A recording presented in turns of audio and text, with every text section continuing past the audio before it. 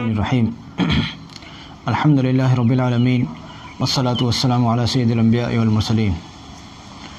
آج 30 اگست 2020 یعنی یوم عاشوراء یعنی 10 محرم الحرام ہے 1442 ہجری کا، اور آج ہم حاضر خدمت ہیں سنڈے کمنٹس کا 28واں ایپیسوڈ لے کر۔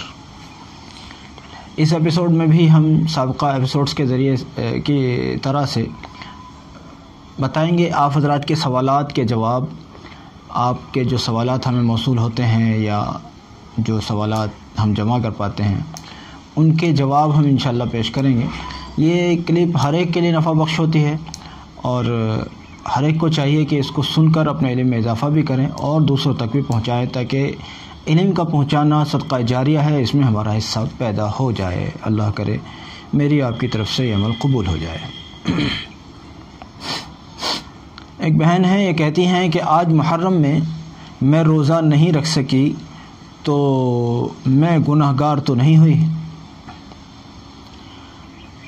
دیکھو میری بہن، بات یہ ہے کہ نفل روزہ یا نفل عبادت اگر چھوٹ جاتی ہے تو اس سے آدمی گناہ گار نہیں ہوتا۔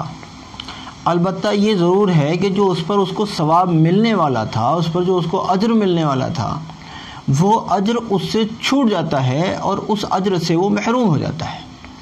اس طرح سے روزہ اگر آج کا یعنی محرم کا اگر روزہ چھوٹ گیا ہے، یوم عاشوراء کا روزہ اگر چھوٹ گیا ہے، نہیں رکھ سکے ہیں، تو بے شک ایک عمل چھوٹ گیا، نقصان ہو گیا، لیکن گناہ نہیں ہوا۔ جان بوجھ کر ویسے نہیں چھوڑنا چاہیے تھا کہ نبی صلی اللہ علیہ وسلم اس کو رکھتے رہے ہیں، اور نبی صلی اللہ علیہ وسلم کا عمل سمجھتے ہوئے ہمیں اس کو رکھنا چاہیے تھا۔ اگر جان بوجھ کر نہیں چھوٹا ہے، جان بوجھ کر چھوڑ دیا، تو نبی صلی اللہ علیہ وسلم کے عمل کو چھوڑ دینے کی بات لازم آئی، وہ غلط بات ہوئی۔ لیکن اگر جان بوجھ کر نہیں چھوڑا ہے تو بہرحال گناہ نہیں ہوتا۔ اگلا سوال ہے، کہتے ہیں کہ اگر کوئی شخص پیشاب کرنے کے بعد استنجا نہ کرے تو کیا اس کو غسل کرنا ضروری ہوگا؟ میں دیکھو اس کے سلسلے میں ذکر کروں گا کہ ہمارے معاشرے میں بڑی غلط فہمی ہے۔ لوگ سمجھتے ہیں کہ اگر پیشاب کرنے کے بعد میں استنجا نہیں کیا، یعنی ڈھیلے کا استعمال یا ٹیسو کا استعمال یا پانی کا استعمال نہیں کیا، تو ناپاک ہو گئے، اب بغیر غسل کیے نماز نہیں پڑھ سکتے۔ لوگ ایسا سمجھتے ہیں، لیکن ایسا بالکل بھی نہیں ہے۔ اگر کسی شخص نے پیشاب کیا، پاخانہ کیا، لیکن پانی یا ٹیسو یا ڈھیلے وغیرہ سے استنجا کرنے کی یعنی صفائی کرنے کی نوبت نہیں آ سکی، تو اس کے اوپر غسل لازم نہیں ہوا۔ یاد رکھو، جب آدمی پیشاب وغیرہ کرتا ہے 3 صورتیں پیدا ہوتی ہیں۔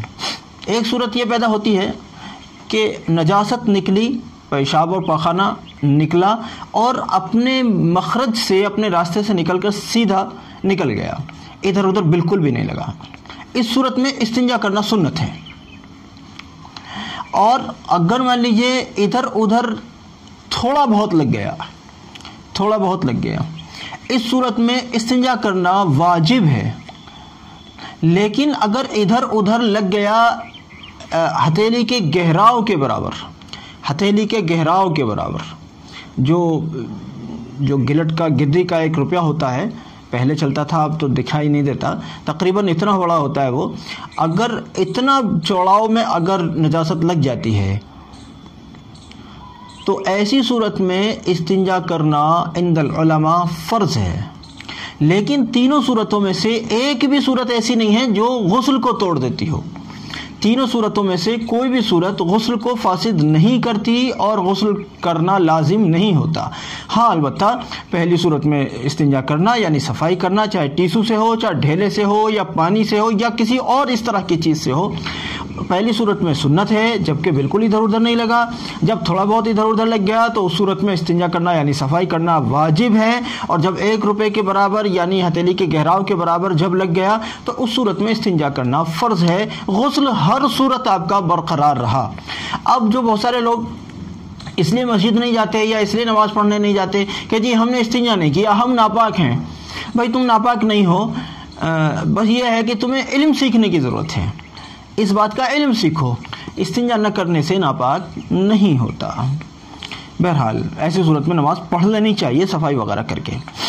تیسرا یہ ہے، تیسرا سوال ہے کہ جس عورت کا ماہانہ نظام ٹھیک نہ ہو اس کی نماز روزے کا کیا حکم ہوگا؟ بھائی ماہانہ نظام کے متعلق ایک پہلے بات ذکر کروں کہ عورت کا حیض یعنی MC پیریڈ کم سے کم 3 دن ہوتا ہے اور زیادہ سے زیادہ 10 دن ہوتا ہے۔ 3 دن سے پہلے ختم ہو گیا تو حیض نہیں، 10 دن کے بعد آتا رہا تو بھی حیض نہیں۔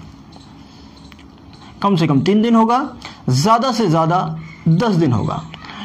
اب اگر 10 دن کے بعد تک بھی آتا رہتا ہے یا کسی کی عادت ہے 5 دن 3 دن کے اوپر، مطلب 10 دن تک کتنی بھی عادت ہے، 5 دن 7 دن 6 دن 8 دن کچھ بھی عادت ہے، اب اس کے اگر اوپر جاتا ہے تو پھر اگلے مہینے بھی دیکھا جائے گا کہ کتنا اوپر گیا۔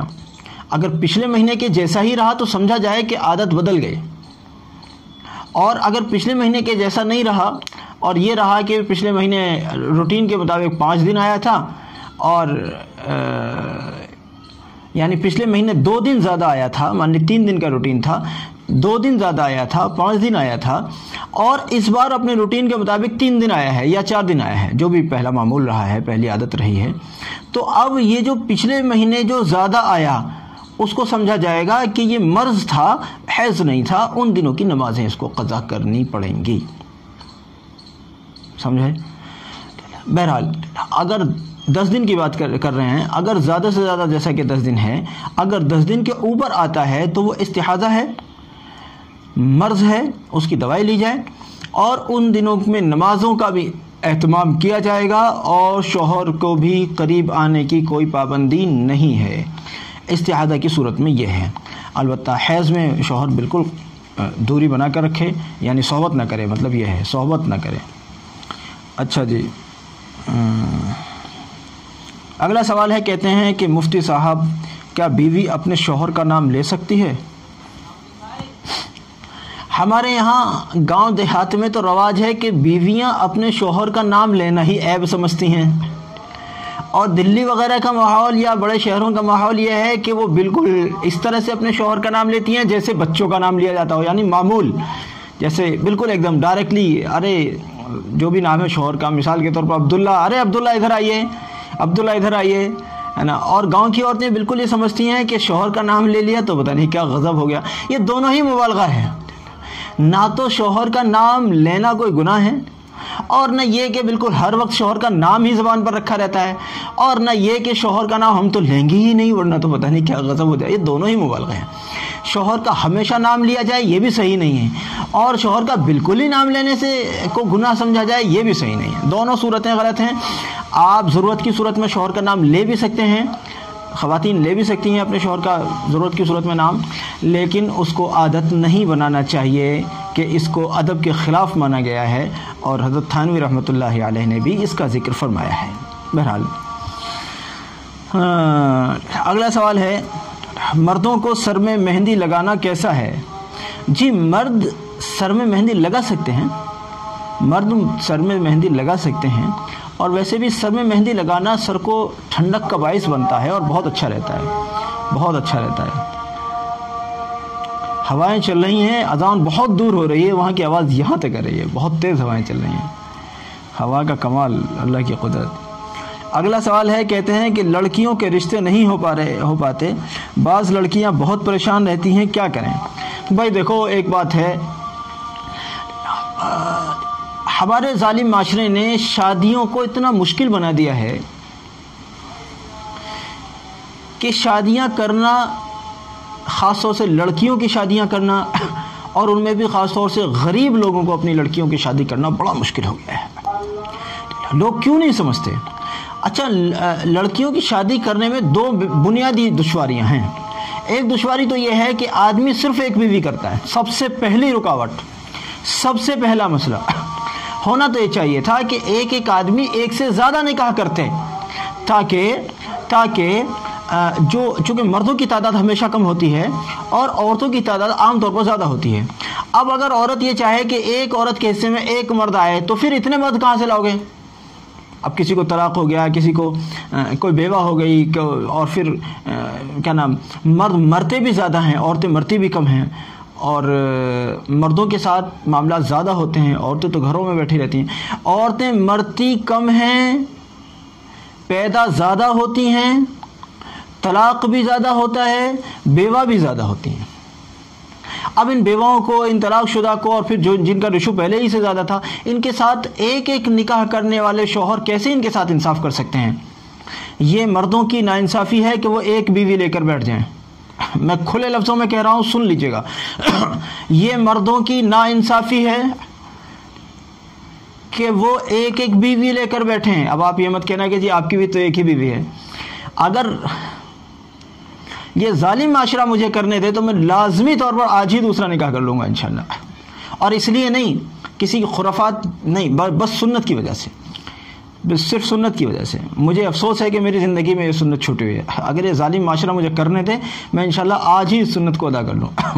لیکن ہم سب مل کر اس کی کوشش کریں نا۔ سب سے پہلی رکاوٹ ہے، اس لیے ہمارے بچیوں کے رشتے نہیں ہوتے۔ دوسری بات یہ ہے کہ ہم سادگی کے ساتھ رشتے نکاح کرنے ہی نہیں دیتے لڑکی والوں کو، خاص طور سے۔ اس کے نتیجے میں کسی کا رشتہ اس لیے چھوٹ جاتا ہے کہ جی آپ کے پاس دینے کے لیے تو کچھ نہیں ہے، کسی کا رشتہ اس لیے نہیں ہو پاتا کہ آپ تو غریب آدمی ہیں، کسی کا رشتہ کسی وجہ سے، کسی کا رشتہ کسی۔ لیکن اگر شادیوں کو سنت اور شریعت پر لے آیا جائے تو ایک لڑکی کو بھی اپنا وظیفہ کرنے، اپنا نکاح کرنے کے لیے کوئی وظیفہ کرنے کی ضرورت نہیں پڑے گی۔ ہاں پھر لڑکے کیا کریں گے وظیفے کہ جی میرا نکاح ہو جائے، میں کوئی وظیفہ، اب تو لڑکیاں کرتی ہیں بیچاری، ہے نا، پھر لڑکے کریں گے وظیفے۔ اگر شادی سنت شریعت کے مطابق ہو جائے، اللہ کرے ہمارے معاشرے میں اس کا رواج ہو جائے۔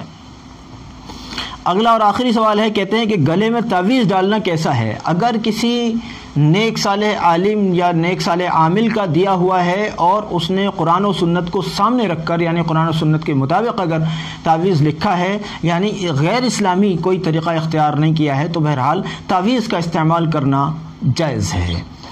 اس میں لوگوں کو اختلاف ہوتا ہے، اس کا انشاءاللہ پھر کسی دن ذکر کریں گے۔ اچھا، لڑکیوں کا رشتے کے متعلق ایک بات پھر یاد آئی کہ لڑکیوں کے رشتے کے متعلق ہم جو جمعے میں جو ایک ولاگ بنا رہے ہیں روحانی مسائل، ہم انشاءاللہ وہاں کوئی عمل بھی ذکر کریں گے۔ یہاں تو میں نے ایک سنت والی بات آپ کو ذکر کر دی، وہاں ایک عمل بھی ہم ذکر کریں گے انشاءاللہ۔ اس مرتبہ ولاگ 3 دیکھیں، روحانی مسائل کا ولاگ 3 جمعے کو دیکھیں انشاءاللہ، تو اس میں ہم لڑکیوں کے رشتے کے سلسلے میں ایک بہت اچھا عمل بتائیں گے، اور اس میں آپ حضرات کو پتہ چلے گا کہ کیا ہے وہ عمل اور کیا اس کا فائدہ ہونا چاہیے، اور کس طرح سے لڑکیوں کے رشتے آسان بنائے جا سکتے ہیں۔ جزاکم اللہ، ہمارے اس کلپ کو سب لوگوں تک شیئر کریں۔ السلام علیکم ورحمۃ اللہ وبرکاتہ۔